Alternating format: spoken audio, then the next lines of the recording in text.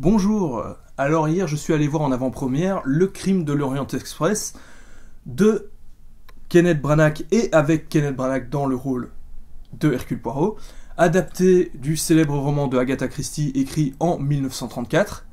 Et je n'ai pas lu le roman, j'ai lu Les 10 petits nègres d'Agatha Christie, j'ai lu plein d'autres classiques, mais on peut pas lire, et j'en lirai beaucoup d'autres à l'avenir, mais on peut pas lire tous les classiques, on n'a pas le temps. Mais j'étais accompagné de quelqu'un qui a lu le roman d'origine. Et en même temps, c'est pas grave, hein, parce que les Agatha Christie, c'est des bouquins très fins, et qui... rien n'est développé, les personnages sont tellement des espèces d'archétypes de base que t'as pas besoin de les développer, tu sais très bien comment ils sont, t'imagines très bien leur caractère et tout le bazar. Et l'intrigue va super vite, et donc c'est hyper facile à adapter en film. D'ailleurs, donc je discutais avec la personne avec qui j'étais, je disais les Agatha Christie, à partir du moment où le film est pas foiré et respecte l'histoire, à la sortie du film, la personne qui a lu le bouquin peut pas dire ouais, je te conseille le bouquin, hein, c'est vraiment vachement mieux quoi, hein, que le film. Non, c'est et la personne était d'accord. Je suis désolé, à partir du moment où le film n'a pas de ratage, je veux dire, le bouquin va rien t'apporter de plus. Il n'y a pas des éléments supplémentaires, il n'y a pas une ambiance de fou que tu n'auras pas dans le film.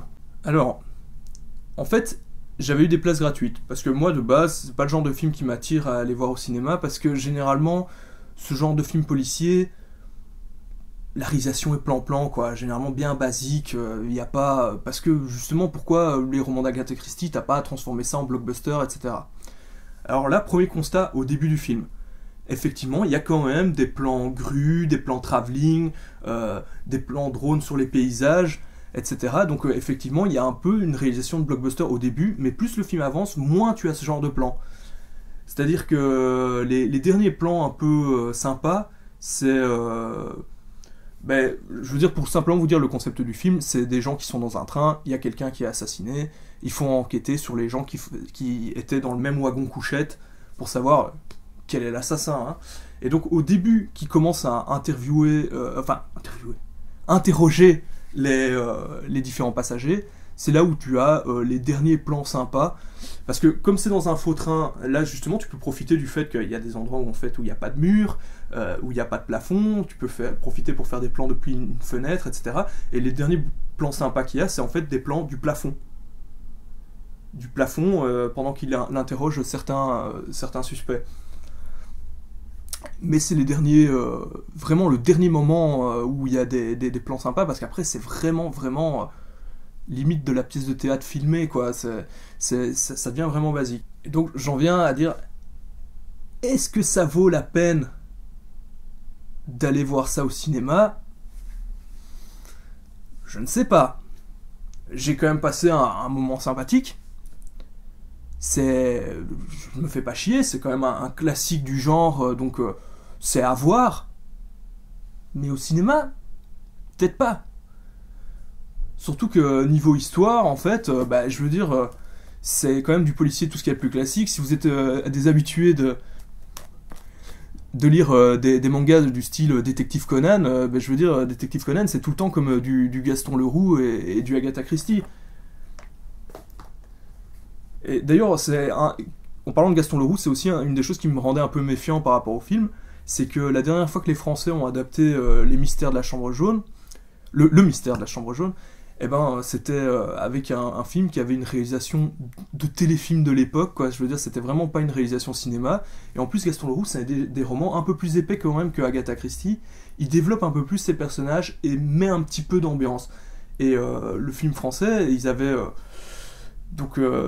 sous-développé par rapport au roman les personnages, et en plus ils avaient rajouté de l'humour qu'il n'y avait pas dans le roman, qui rendait le tout un peu bande dessinée, et c'était un petit peu décevant par rapport au roman. Alors là aussi, quand je voyais la bande-annonce du Crime de l'Orient Express, je trouvais que ça faisait très BD, mais ça, à la limite, ça correspond un peu à l'image que les gens se font en tête quand ils lisent un roman d'Agatha Christie. Je l'ai dit, tout est tellement caricatural qu'en fait, dans ta tête, tu vois une caricature de l'époque. J'ai du mal à voir un film adapté d'un roman d'Agatha Christie qui serait fidèle vraiment niveau reconstitution à l'époque, vraiment que la manière de s'habiller des gens et tout soit pile poil à 100% comme à l'époque. Non, je pense que tout doit être exacerbé. C'est ça, limite l'intérêt, quoi. Et donc c'est vrai que le film a un côté très BD et un petit peu humoristique. Au niveau du casting, c'est vraiment un truc de fou, hein. Donc c'est réalisé par Kenneth Branagh et il s'est gardé le rôle d'Hercule Poirot. Il est peut-être pas assez naze, tu vois, pour jouer Hercule Poirot, parce que Hercule Poirot a quand même un petit côté... normalement, il est petit, rondouillard, et je veux dire, ouais, il a un côté naze, hein, quand même. Mais on voit bien que Kenneth Branagh, il s'amuse comme un petit fou, quoi. Je me suis pas renseigné si c'était un film de commande, mais ça m'étonnerait, quoi. J'ai vraiment l'impression que c'est le film qu'il voulait réaliser et jouer, et qui s'amuse vraiment bien, quoi. Mais d'ailleurs là-dessus, c'est le seul acteur, lui il est tout le temps à l'écran, Hercule Poirot, c'est le seul acteur qui a le temps de jouer, on va dire. Parce qu'en fait, les autres acteurs, tu peux pas juger de leur performance, quoi. Ils sont vraiment là pour dire limite leur texte, genre quand ils se font interroger par Hercule Poirot, ils sont juste là pour débiter. Ah oui, moi j'étais, voilà, mon alibi c'est nanana, et puis c'est tout. Ils ont pas le temps de jouer. Vraiment pas, quoi. Donc tu peux pas juger de leur performance d'acteur. Mais par contre, donc casting de fou. Donc déjà Johnny Depp, le gars que c'est incroyable, tu lui mets juste c'est censé être le mec, tu sais, il a l'air sympa, c'est le beau gosse qui plaît aux filles, il est charmant et tout, tu lui mets juste une moustache, tu lui plaques les cheveux en arrière, le mec il a l'air d'un mafieux période prohibition, et encore d'un mafieux période prohibition caricatural sorti d'un comics, quoi. Donc ça marche toujours. Alors il y a Judi Dench, Willem Dafoe, Michelle Pfeiffer, que j'avais plus vu depuis Perpète, c'est un peu le rendez-vous des vieux, Penelope Cruz, que j'avais plus vu depuis Perpète non plus. Alors, il y en a une, je me disais, mais je connais cette actrice, mais où est-ce que je l'ai vue? Et ça m'emmerdait pendant tout le film. Et en fait, c'est Daisy Ridley, que je reconnaissais absolument pas, quoi. C'était dingue, quoi. Je veux dire, après, quand j'ai été voir les noms casting, j'étais là, ah mais oui, mais bordel, elle est méconnaissable. Et beaucoup d'autres. Alors, au niveau des quelques changements, il y a un personnage, il y a un black dans le film, et en fait, lui, c'est deux personnages qui sont mélangés en un. C'est le personnage du docteur et le personnage du colonel. Parce que, ouais, dans les Agatha Christie, c'est un peu le Cluedo, hein, c'est un peu le colonel Moutarde, etc., hein, les personnages. Ils ont légèrement rallongé la fin aussi, et en plus d'y faire un clin d'œil à une autre aventure d'Hercule Poirot. Alors, bon, Hercule Poirot est censé être belge. Et moi, quand je parle en anglais, effectivement, ça s'entend que je suis quelqu'un de francophone à la base. Sauf que j'ai pas quand même cet accent français à couper au couteau. Là, ils font vraiment, tu vois, une espèce de gros accent français quand ils parlent en anglais. Et en fait, au début du film, il fait quand même pas mal de blagues. Sauf que le timing est extrêmement mauvais parce que entre son accent qu'il essaye de se faire et plus mettre toutes des phrases en français, il met tout un tas de phrases en français, tout un tas de mots en français, tu vois, du genre ah merci mon ami, merci beaucoup, et tout ça. Et en fait, quand il fait ses blagues, en fait, le débit de parole pour moi est très mauvais et ça donne un mauvais rythme et ça tombe à plat. Les blagues sont niquées. Et d'ailleurs, c'est clairement ça qui gâche les blagues parce qu'un tout petit peu après, on rencontre les autres personnages qui eux n'ont pas d'accent. Et en fait, ils font des blagues du même niveau, du même acabit, et là ça passe. Donc vraiment, un problème dû au timing.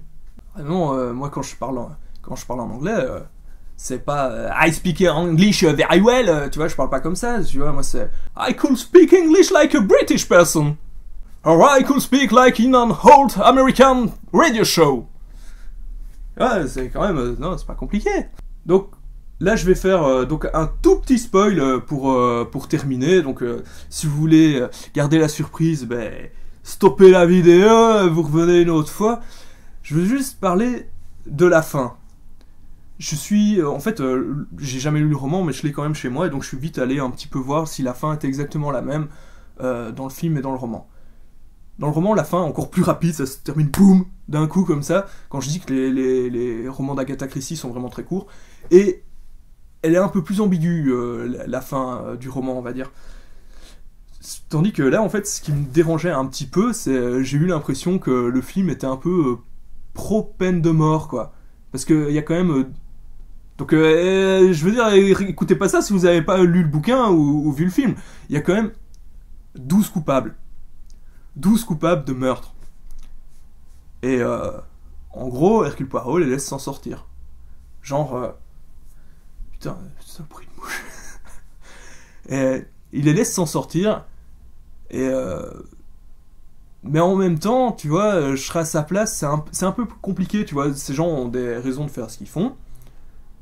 Normalement, ça se fait pas du point de vue de la loi, etc. et tout. Ces gens doivent être jugés par la police, etc. Même s'ils ont peut-être des circonstances atténuantes et encore. Et voilà, mais c'est vrai qu'Hercule Poirot n'est plus policier, il est détective privé. Et que d'une certaine manière, tout ça ne le regarde pas. Et que t'es un peu, même si tu serais pas d'accord avec le choix de ces gens, c'est un peu compliqué, effectivement, de commencer à jouer les justiciers, etc. Mais bon, aussi ce qu'il y a, c'est que moi, de mon point de vue, j'ai toujours trouvé que la peine de mort, en fait, c'était quelque chose de trop facile, que c'était limite religieux, que c'était limite donner l'absolution à quelqu'un, genre ah, c'est facile, t'as commis un crime, poum, on t'élimine, t'existes plus. Je veux dire, pour moi, il n'y a pas d'au-delà, il n'y a pas d'enfer et de paradis, donc la personne croupit pas en enfer. Je préfère qu'il croupisse dans une prison, tu vois. Surtout que les prisons de l'époque, c'est pas les prisons de maintenant, donc voilà. Moi, mon choix aurait été autre de toute façon. Donc voilà, c'est fini pour le crime de l'Orient Express. À une prochaine. Salut!